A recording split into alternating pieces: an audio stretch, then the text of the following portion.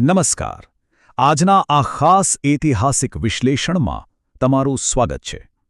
એક ઇતિહાસના પ્રાધ્યાપક તરીકે આજે હું તમારી સમક્ષ 13મી સદીના અંતમાં દિલ્હી સલ્તનત દ્વારા વાઘેલા વંશના પતન પાછળના જટિલ કારણો અને અલગ અલગ ઐતિહાસિક કથાઓનું ઊંડું વિશ્લેષણ લઈને આવ્યો છું. આ માત્ર કોઈ જૂની રાજા રજવાડાની વાર્તા નથી, પણ ઇતિહાસકારો દ્વારા નોંધાયેલા વિરોધાભાસી તથ્યોની એક રસપ્રદ તપાસ છે. અહીં તમે જોઈ શકો છો કે આજે આપણે કયા કયા મુદ્દાઓ આવરી લેવાના છીએ. ગુજરાતની અઢળક સંપત્તિથી લઈને આક્રમણના મુખ્ય કારણો અને અલગ અલગ ઐતિહાસિક દસ્તાવેજોમાં છુપાયેલું સત્ય, એ બધું જ આપણે જોઈશું. તો ચાલો સીધી જ શરૂઆત કરીએ. તો સૌથી પહેલા વાત કરીએ મધ્યકાલીન ગુજરાતની અખૂટ સંપત્તિ વિશે. હવે જરા 14મી સદીની શરૂઆતના સમયની કલ્પના કરો. પશ્ચિમ ભારતનો આર્થિક દબદબો આસમાને હતો, અને આ દબદબા પાછળ બે મુખ્ય સ્તંભ હતા: ખંભાત અને સુરત. આ બે મોટા બંદરો હિન્દ મહાસાગરના અત્યંત નફાકારક વેપાર માર્ગોનું કેન્દ્ર હતા. સીધી વાત છે, જ્યાં આટલી બધી ફળદ્રુપ જમીન અને વ્યાપારની સમૃદ્ધિ હોય ત્યાં બહારના લોકોની નજર તો બગડવાની જ. ખરું ને? બસ આ જ કારણે ગુજરાત એક મોટું આકર્ષક લક્ષ્ય બની ગયું. હવે સિક્કાની બીજી બાજુ જુઓ. એ જ સમયે દિલ્હી સલ્તનતની હાલત કેવી હતી? તાજેતરમાં જ મોંગોલ આક્રમણોનો સામનો કર્યા પછી દિલ્હીની વિશાળ સેનાઓ ભયંકર આર્થિક તંગીમાંથી પસાર થઈ રહી હતી. એટલે કે દિલ્હીને તાત્કાલિક કોઈ આર્થિક જીવનરેખાની જરૂર હતી, અને તેમને આ સંકટમાંથી બહાર આવવા માટે ગુજરાતની સંપત્તિ એકદમ પરફેક્ટ તક લાગી. અને અહીંથી જ શરૂ થાય છે લોભ, દગો અને આખરે વિજયની આખી રમત. આ ફ્લોચાર્ટ જુઓ, આ આખી પરિસ્થિતિ એકદમ સ્પષ્ટ થઈ જશે. એક તરફ બહારની સામ્રાજ્યવાદી ભૂખ છે, અને બીજી તરફ આપણું આંતરિક રાજકીય પતન. તે સમયે વાઘેલા વંશમાં કોઈ મજબૂત કેન્દ્રીય નેતૃત્વ નહોતું બચ્યું. સ્થાનિક જૈન અને ગુજરાતી ગ્રંથો તપાસીએ તો એમાં સ્પષ્ટ ઉલ્લેખ છે કે માધવ નામના એક નારાજ મંત્રીએ અલાઉદ્દીન ખિલજીને ગુજરાત પર આક્રમણ કરવા માટે સામેથી આમંત્રણ આપ્યું હતું. મતલબ કે દિલ્હીની આર્થિક પીંસ, ગુજરાતની અઢળક સંપત્તિ અને ઘરના જ મંત્રીનો વિશ્વાસઘાત, આ ત્રણેય પરિબળો ભેગા થયા અને 1299ના ભયાનક આક્રમણનો તખ્તો ઘડાયો. હવે આ આક્રમણની સૌથી પીડાદાયક અને સાંસ્કૃતિક રીતે વિનાશક ઘટના પર આવીએ: સોમનાથનું પતન. આ એક એવો મુદ્દો છે જ્યાં ઐતિહાસિક સ્ત્રોતો સંપૂર્ણપણે બે ભાગમાં વહેંચાઈ જાય છે.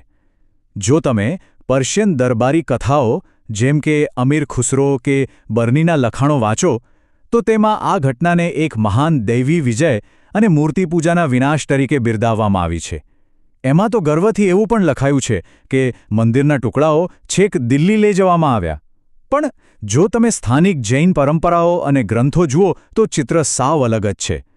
તેઓએ આ સમયગાળાને એક અત્યંત આઘાતજનક સામાજિક દુર્ઘટના તરીકે વર્ણવી છે, જેમાં પવિત્ર સ્થાનો નષ્ટ થયા અને શિક્ષણ, ખાસ કરીને સંસ્કૃતના અભ્યાસને ભારે મોટું નુકસાન પહોંચ્યું.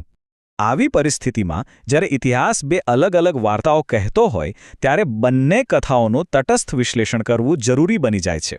અહીં તમે આ બંને દૃષ્ટિકોણોની સામસામે સરખામણી જોઈ શકો છો. એક પ્રાધ્યાપક તરીકે મારું કામ કોઈ એક પક્ષ લેવાનું નથી, પણ આ પ્રાથમિક સ્ત્રોતો શું કહે છે તે તમારી સમક્ષ મૂકવાનું છે. પર્શિયન અહેવાનો જુઓ. તેમણે આ આક્રમણને યોગ્ય ઠેરવવા માટે ધાર્મિક પ્રચારનો આશરો લીધો અને સ્થાનિકોને ફક્ત બળવાખોર કહી દીધા. તેમનો દાવો હતો કે એમણે સંપૂર્ણ વર્ચસ્વ જમાવી દીધું છે.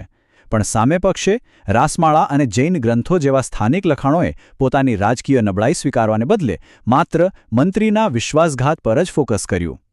અને નોંધવાની વાત એ છે કે આ સ્થાનિક ગ્રંથો મુજબ ઘણા મોટા રાજપૂત વિસ્તારો હજુ પણ સ્વતંત્ર હતા અને સતત પ્રતિકાર કરી રહ્યા હતા. તો હવે સવાલ એ થાય કે પ્રચાર અને પૂર્વગ્રહોની આ ધુમ્મસ વચ્ચે અસલ ઐતિહાસિક સત્ય ક્યાં છે? ચાલો એ શોધીએ. સૌથી પહેલાં તો આ ટાઈમલાઈન પર નજર કરો. આ કોઈ એક રાતની કે એક મહિનાની ઘટના નહોતી. હકીકત એ છે કે આ આખો સંઘર્ષ 5 લાંબા વર્ષ સુધી ચાલ્યો. 1299માં પહેલા મોટા આક્રમણ પછી હિન્દુ રાજા કર્ણદેવે હાર નહોતી માની. નવાઈની વાત એ છે કે તેમણે થોડા સમય માટે પોતાની રાજધાની પાટણ પર ફરીથી નિયંત્રણ મેળવી લીધું હતું, અને આ ઉથલપાથલ 1304માં થયેલા અંતિમ જોડાણ સુધી ચાલતી રહી. હવે જ્યારે લખાણો અને કથાઓ એકબીજાથી વિપરીત વાત કરતા હોય, ત્યારે આપણે તટસ્થ પુરાવાઓ શોધવા પડે. અને ઇતિહાસમાં એનો સૌથી શ્રેષ્ઠ પુરાવો છે એપિગ્રાફી, એટલે કે શિલાલેખોનો અભ્યાસ. પથ્થર પર કોતરાયેલી બાબતો ક્યારેય જૂઠું નથી બોલતી. તે આપણને તે સમયની વાસ્તવિક સામાજિક સ્થિતિનો એકદમ સચોટ અને ઉદ્દેશ્યપૂર્ણ પુરાવો આપે છે. દાખલા તરીકે 1304નો આ સામલાનો દ્વિભાષી શિલાલેખ જુઓ. આ ખરેખર આંખો ઓઘાડનારો અને આશ્ચર્યજનક પુરાવો છે.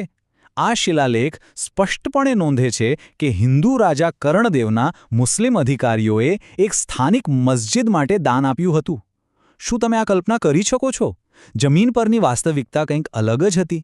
આ માત્ર કોઈ ધાર્મિક યુદ્ધ નહોતું. તે સમયે રાજકીય વફાદારીઓ ખૂબ જ લવચીક હતી.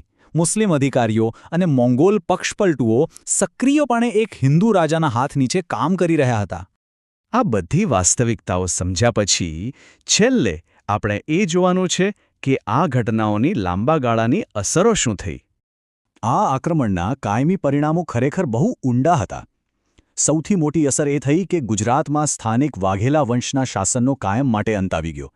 શરૂઆતના તબક્કામાં સ્થાનિક ધાર્મિક સંસ્થાઓ અને મંદિરોને ભયંકર નુકસાન પહોંચ્યું, જે એક મોટો સામાજિક આઘાત હતો.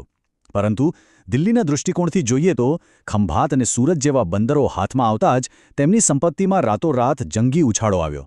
હિન્દ મહાસાગરના વેપારની આ જંગી આવકે જ નવી સલ્તનતને લાંબા ગાળાની સ્થિરતા પૂરી પાડી.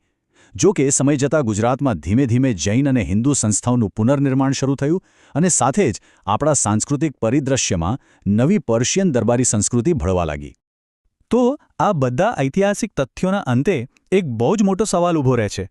આપણે જે ઇતિહાસને આજે સાચો માનીએ છીએ તેમાંથી કેટલો ભાગ માત્ર વિજેતાઓના બચી ગયેલા પ્રચારનો છે અને હજુ કેટલા એવા તટસ્થ સત્યો હશે જે એ પથ્થરોમાં દબાયેલા છે અને આપણા દ્વારા અનુવાદ થવાની રાહ જોઈ રહ્યા છે.